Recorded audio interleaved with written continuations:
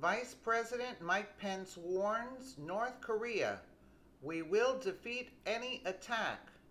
Vice President Mike Pence renewed the Trump administration's tough talk on North Korea during his second stop of his 10-day Asia trip Wednesday, after briefly pushing a more conciliatory line.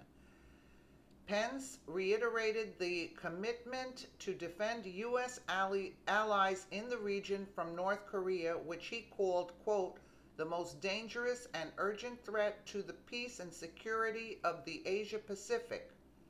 During remarks to U.S. and Japanese troops aboard the USS Ronald Reagan at the Yokosuka Naval Base in Japan, Pence had struck a more conciliatory tone at a press conference with the Japanese Deputy Prime Minister Taro Aso in Tokyo Tuesday.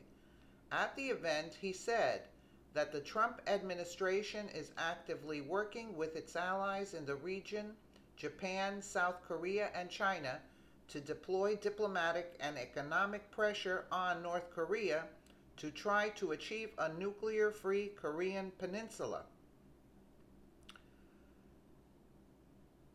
U.S. will meet any nukes with, quote, "overwhelming response," Pence says.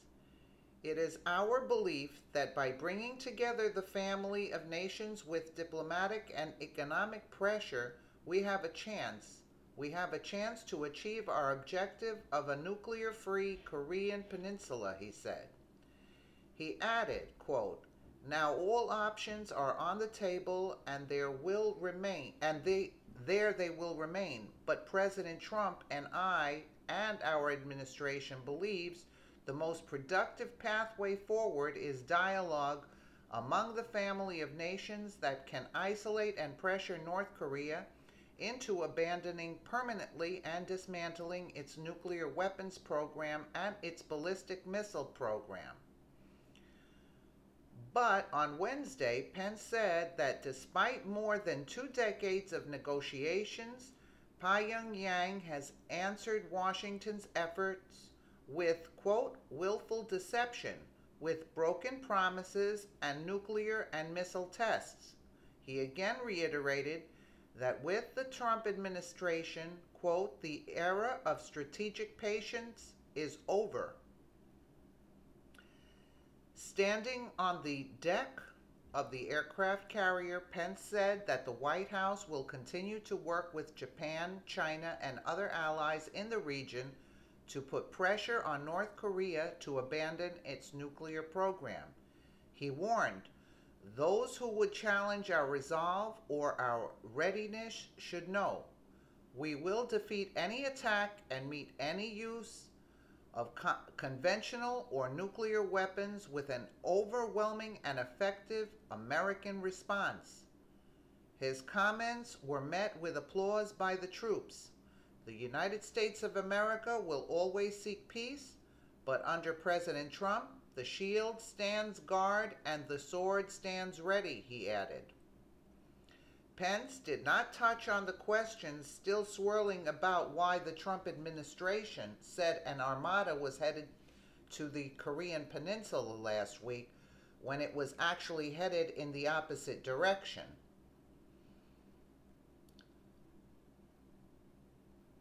U.S. aircraft carrier to North Korea, Trump administration sends mixed messages.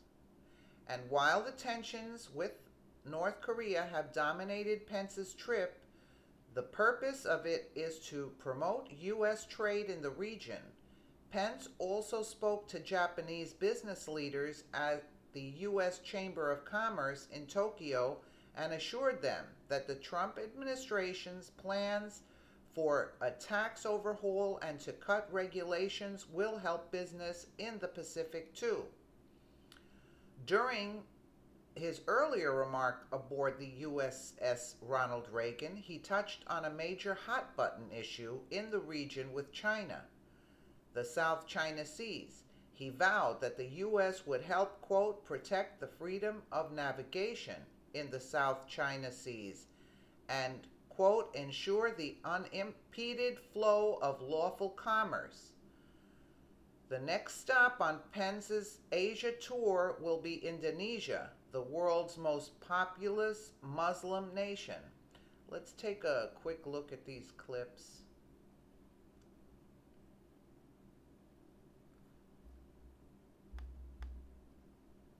History will attest, the soldier does not bear the sword in vain. And those who would challenge our resolve or our readiness should know.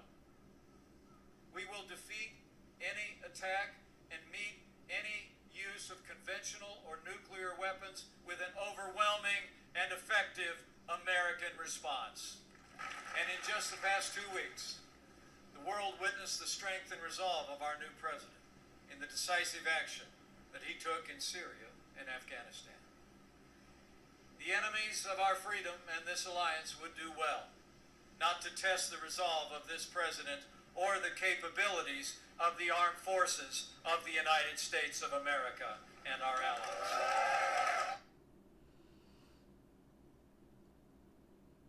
Let's take a look at this. We're getting late word tonight of an attack of the U.S. ambassador to South Korea. Ambassador Mark Lippert, 42-year-old Cincinnati native and Iraq war veteran, was seriously injured, reportedly with a razor, while on his way to a lecture in Seoul. Lippert was rushed to a hospital. According to South Korean news reports, his injuries not life-threatening. The attacker was arrested, but so far his identity and his motive remain unknown. Well, a little other story, which is very serious, but let's take a quick look at this here. U.S. aircraft carrier to North Korea. Trump administration sends mixed messages. The question tonight: why were the White House and Pentagon brass confused about the location of this giant aircraft carrier, the USS Carl Vinson, last week, saying it was heading toward Korea as a show of force? President Trump last Wednesday: we are sending an armada, very powerful. And the Secretary of Defense: she's just on her way up there because that's where we thought it was most prudent to have her at this time. In fact, the aircraft carrier was heading in the opposite direction, toward Australia, for military exercises. A confusing message during the tense showdown with North Korea. It comes across to your potential adversaries as a lack of determination, a lack of will, a lack of certainty about the signal you want to send. Administration officials say confusing guidance from the Pentagon, as the ship tonight is heading to Korea. And now a reset in tone from Vice President Pence in Japan. Only yesterday warning North Korea to look at those missile strikes in Syria and the mother of all bombs against ISIS and not test U.S. resolve.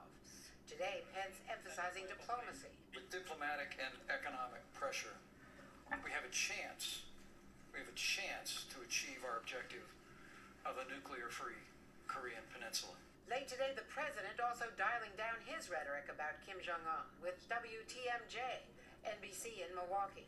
Hopefully he wants peace, and we want peace, and that's going to be the end determination, but we're going to have to see what happens. Likely a reaction to appeals from China, Japan, and South Korea, all eager for a diplomatic solution, nervous about all the talk of war with their nuclear neighbor. Well, thank you for watching, and let us know what you think in the comments below.